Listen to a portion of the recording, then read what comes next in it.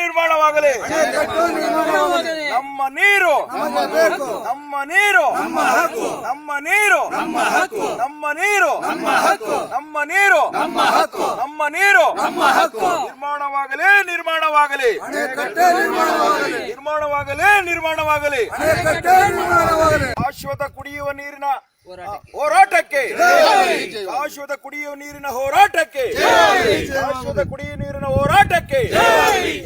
ಇದು ತುಮಕೂರು ಜಿಲ್ಲೆ ಚಿಕ್ಕನಾಯಕನಹಳ್ಳಿ ಏನು ಒಂದು ಬುಕ್ಕಾಪಟ್ಟಣ ಹೋಬಳಿಯ ಗಾಮನಗುಡ್ಡ ನೇರಳಗುಡ್ಡ ಭಾಗದ ಒಂದು ಜಾಗ. ಇಲ್ಲಿ ಕುಡಿಯುವ ನೀರಿಗೋಸ್ಕರ ನೈಸರ್ಗಿಕವಾಗಿ ಬೀಳುವಂತಹ ಮಳೆ ನೀರು ದೊಡ್ಡ ದೊಡ್ಡ ಹಳ್ಳಗಳ ಮೂಲಕ ನೋಡಿ ನಾನು ತೋರಿಸ್ತಾ ಇರೋದೇ ಅದು ಜಾಗ. ಮಳೆಗಾಲದಲ್ಲಿ ಒಂದು 2 TMC 3 TMC ಅಷ್ಟು ನೀರು ಹರಿದು ಕರ್ನಾಟಕದ ಯಾವ ಭಾಗಕ್ಕೂ ಉಪಯೋಗ ಆಗದೇ ಆಂಧ್ರ ಸೇರ್ತದೆ. ಇದಕ್ಕೆ ಒಂದು ಗಾಮನಗುಡ್ಡದ ನೇರಳಗುಡ್ಡದ ಬಳಿ ಒಂದು ಚಿಕ್ಕ ಅಣೆಕಟ್ಟೆಯನ್ನು ಕಟ್ಟಿದ್ರೆ ಇದು ಏನು ಬರಪೀಡಿತ ಚಿಕ್ಕನಾಯಕನಹಳ್ಳಿಯ ಬುಕ್ಕಾಪಟ್ಟಣ ಹೋಬಳಿಯ ಅನೇಕ ಗ್ರಾಮಗಳಿಗೆ ಕುಡಿಯುವ ನೀರಾಗ್ತದೆ ಎನ್ನುವಂಥ ವಿಚಾರ ಇಟ್ಕೊಂಡು ಸುತ್ತಮುತ್ತಲ ಗ್ರಾಮಸ್ಥರೆಲ್ಲ ಹೋರಾಟಗಳನ್ನು ಮಾಡಿದೋ.